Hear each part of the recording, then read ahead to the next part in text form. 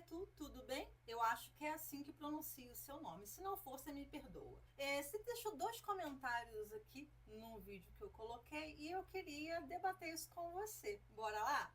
Primeiro dele, você colocou assim: cada pessoa tem sua forma de jogar. Jogo de cartas não se tem um padrão. Nem todos têm o dom de jogar.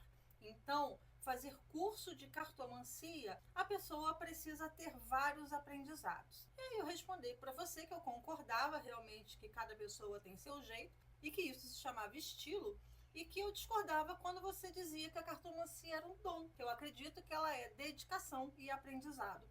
E aí você me deu como resposta dizendo negativo, a cartomancia precisa ter um dom sim, e não se tem estilo em tiragens de cartas. E sim, conforme o sagrado permite, se não tiver o dom da vidência, acaba sendo uma mistificação e achismo.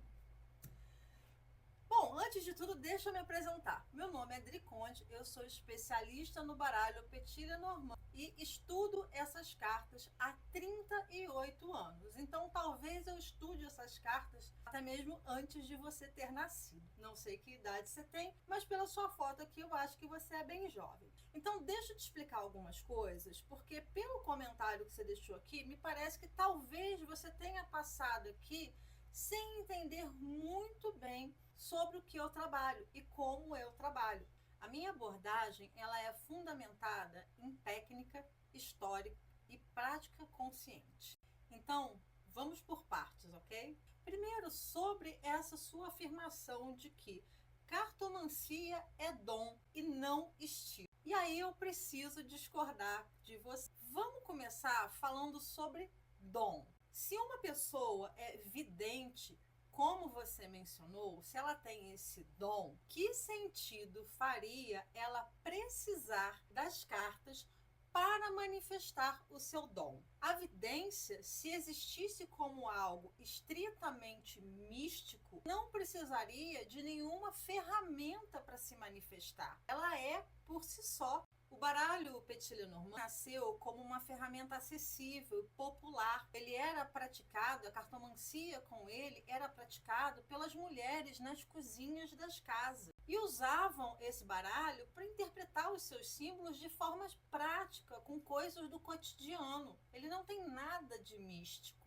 E hoje, como a gente entende, como a gente pratica a cartomancia, principalmente a cartomancia com Petit Lenormand, ela vai exigir sim o conhecimento da técnica do baralho e o conhecimento simbólico do que cada carta representa, dos conceitos associados. Você vê que eu nem falo em significado, eu falo em conceito, porque conceito é algo muito mais amplo e que permite que a gente desenvolva a nossa capacidade associativa. E o desenvolvimento dessa capacidade associativa é o que diferencia os bons cartomantes, aqueles que são assertivos, aqueles que são profundos no seu fazer, da cartomancia rasa, cartomancia de palco, que a gente vê muito por aí. Outro ponto que eu queria comentar aqui sobre o que você colocou é que você disse que não se tem estilo em tiragem. Vamos pensar junto.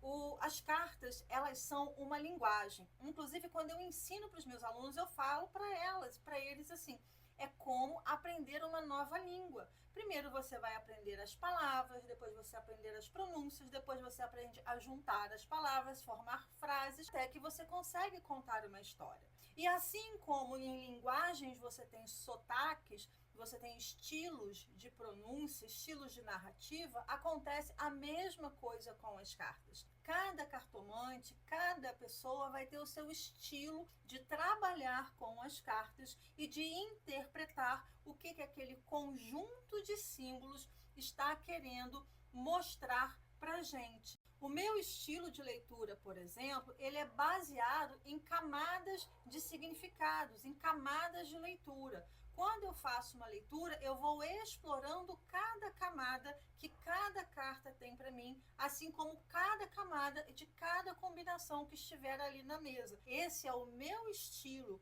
outros cartomantes, outras cartomantes terão o estilo delas. Isso é a forma como você foi desenvolvendo a sua linguagem. E estilo não significa a gente ficar inventando regra. É cada um interpretar com autenticidade dentro da base de aprendizado que teve. Outro ponto que você traz aqui, que você fala em mistificação e achismo no final do seu comentário, até mesmo com um tom bem arrogante, eu preciso te dizer que o verdadeiro risco de mistificação é a gente ficar perpetuando essa ideia de que apenas um grupo seleto de pessoas, como se fossem eleitos e tivessem recebido um dom sagrado, tivesse condições de acessar esse conhecimento. Quando, na verdade, o conhecimento da cartomancia é um dos conhecimentos mais democráticos que existe. Basta que a pessoa estude e se dedique de forma séria, de forma profunda a aprender aquilo ali.